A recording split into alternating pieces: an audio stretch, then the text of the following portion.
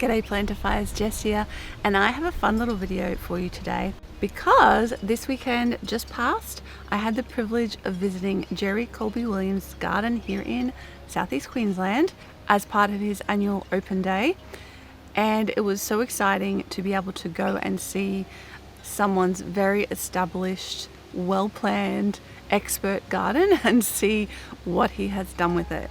Now, I was dying to film some of it for you, but unfortunately there is no filming allowed at Jerry's place, so I couldn't film any of it for you.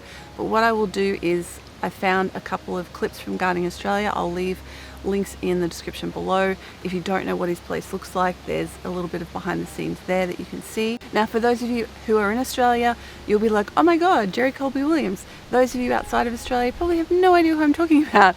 Jerry is a presenter on Gardening Australia, which is our gardening program in Australia that runs on the ABC, the public broadcaster, and has been running for decades now. And he has been a presenter since like the early 2000s, and he had bought himself a house and wanted to turn it into an example of a sustainable garden in the South-East Queensland climate. So it's a great example of what we can do here in our climate. And over the last few years, about the last 10 years or so, just waiting for the wind to die down because those wind chimes are quite something. And over the last 10 years or so, he has transformed it into a very Asian focused garden, which is fantastic because obviously a lot of Asian fruit and veg grow really well in our climate because of the climate similarities. So I got to see a lot of great examples of new and interesting plants that we don't necessarily think to grow or know about growing because we're so used to the European plants and vegetables. Now, I have a bunch of Asian stuff growing in my garden already because I've discovered over the last year and a half, but it was great to see some new examples. And I was actually gutted because there was a few things I wanted to buy because he sold seeds and plants, but they had sold out because I went on the Sunday and they sold out on the Saturday. But I did get my hands on a few things which I'm excited about, so I'm going to show you what I got right now. Alright, let's start with the seeds. So I've got 4 different seed varieties here.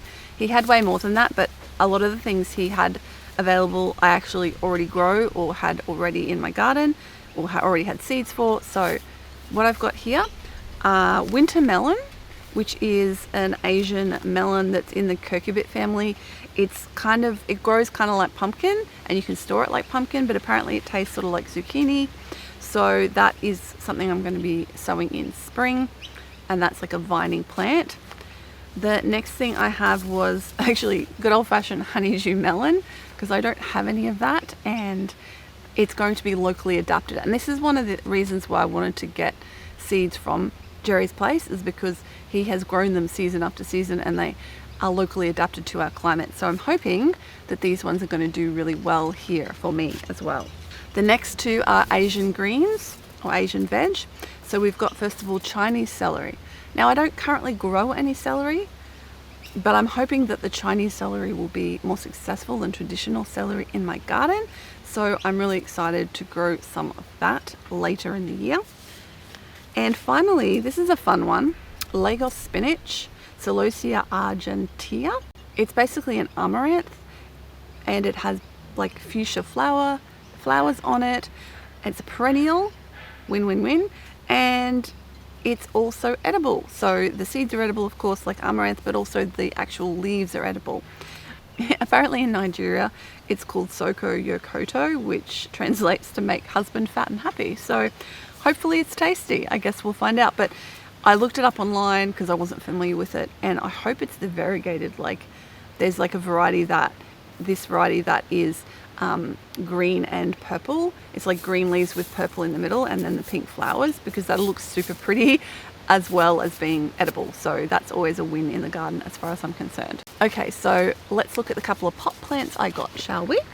Start with the most familiar. This is a passion fruit, but it's a black passion fruit. Again, locally adapted. So I'm very excited. I should have bought 2. I don't know what I was thinking, because passion fruit, like another passion fruit to cross-pollinate with, but I just did not think about it and I only bought 1. So I'm going to have to play the long game.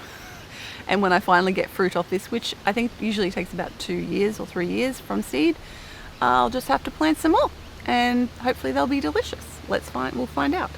Next, I have a jackfruit tree. He had a jackfruit tree and it was fruiting, and it's amazing. If you've never seen jackfruit, I'll find a picture of them. They're massive fruit, like massive. They're often used in like vegan food as a substitute for meat, but they're apparently very tasty, and they're a nice upright tree, which is good because I have enough shade on my property. I don't need more trees that make lots of shade. So it's a nice upright tree, and the fruit grows like up the trunk of the tree. So that will find a happy home in my orchard when it's a little bit bigger and more established. Finally, the thing I was most excited about, although I was pretty excited about the jackfruit, is this one, which is a burdock plum, because this is bush food. It's a native Australian plum tree that comes from, as the name suggests, up north in the Burdekin region where I've lived in the past. And I'm really excited to grow this one because I love growing Australian native food plants as long as they taste good, because let's be honest, some of them really don't. So I am curious to see how this one tastes, and I'm willing to give it a go. I've heard good things. So if you have tried Burdekin plums, please let me know in the comments if I'm making a terrible mistake. I believe that they're really good for jam, if not for fresh eating. So time will tell. I also don't know if this is one tree or like many trees. See the multiple stems? Oops, sorry. See the multiple stems there? I guess I'll have to pull it out and find out, or just quickly look it up and see if they grow like this. I wasn't sure, so we'll find out when I repot it. So that was my little plant haul from Jerry Coleby-Williams Garden, which I will definitely go back again next year, and I will aim to get there early on the first day this time so that I don't miss out on the stuff that I really wanted. My wish list for next year, 2 things especially: cocoa yam and va, which is an Asian fig, which I actually saw him talk about recently, I think on his Facebook or somewhere on his social media. So those are 2 things I really want to get my hands on. Fingers crossed I can get those next year. Just sitting here and noticed that my bean leaf has some interesting holes in it, which are caused by, I don't know what. Oh, and I didn't know that was there. Was that in my hair the entire time? Was I like moving around with this attached to me? Very possibly. This is winged bean, by the way. Can you see this pretty blue? This is another Asian vegetable, which I'm growing for the first time, and it is finally fruiting. I'm going to pull off a fruit and show you. This is a baby one. Oh wait, is there a bigger one somewhere? Not within reach. Anyway, you'll get the idea. So this is what they look like. See the little frills? How cute is that? And they get much bigger than that, but you can eat them at any size. And they're really yummy, I think, when they're small. So that is another wicked Asian vegetable to try, and it's a perennial in my climate. So in a frost-free climate, it is a perennial that will, this is still hugging me, hello, that will grow really well. This is over a big trellis here, and it's super happy in my garden, and it is now giving me lots of beans. Oh, before I go, I want to say a shout out to, I believe your name was Sarah, who I met at Jerry's place. It was absolutely hilarious because she was looking at me, and I'm like, who is this? Does she know me? And she's like, I love your channel. And I'm like, my plant channel? She's like, yes, I love watching it and learning what I can grow in our climate. And this was the first time this has ever happened to me with Plantifying, considering there's like, 700 and something of you subscribed. It was a pretty exciting moment to meet someone who is watching my videos. So I know a few other local people watch my videos, so shout out to my friends locally who watch them, and my family. But just a complete stranger saying hello and recognizing me from my channel was really fun.